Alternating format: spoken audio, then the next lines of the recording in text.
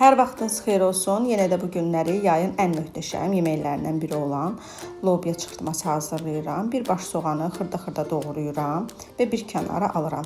Daha sonra bura yarım ədəd biberi də, bolqar biberini də doğrayacağam.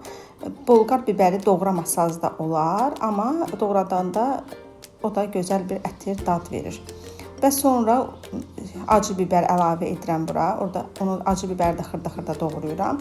Acı biberi əlavə edərkən diqqətli olmaq lazımdır ki, yeməyimiz çox acı olmasın. Yəni bir azca ucundan doğrayıb əlavə etsəz kifayətdir. Tavama yağımı tökürəm, kərə yağı, mütləq, duru yağla birlikdə soğanımı qovururam və sonra onun üzərinə biberlərimi əlavə edirəm. Onu da azacıq qovurduqdan sonra artıq yuyulmuş lobyalarımı, yuyulmuş doğramış lobyalarımı da bura əlavə edib biraz çevirirəm. Çevirdikdən sonra mən üzərinə qapağı qoyuram ki, biraz öz suyunu çəksin lobya, yəni suyunu buraxsın.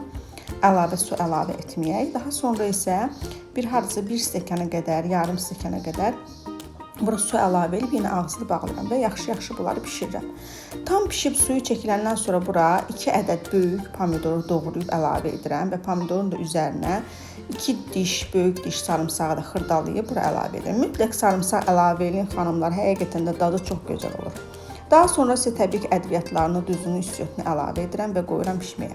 Tam suyu çəkilib yağa düşdükdən sonra 2 dənə yumurtanı bura əlavə edib və üzərini qapağını örtüb pişməyə qoyuram. Təbii ki, yumurtanın pişməyi də çox az, qısa müddətdə çəkir. 2 dəqiqəyə artıq demək olar ki, bizim yeməyimiz tam bir şəkildə hazır olur. İnanın ki, dadı çox gözəl olur.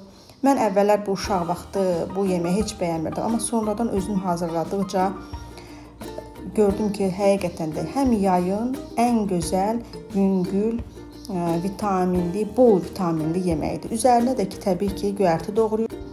Mütləq siz də hazırlayın. Çox ləzzətli, çox dadlı olur. Nuş olsun.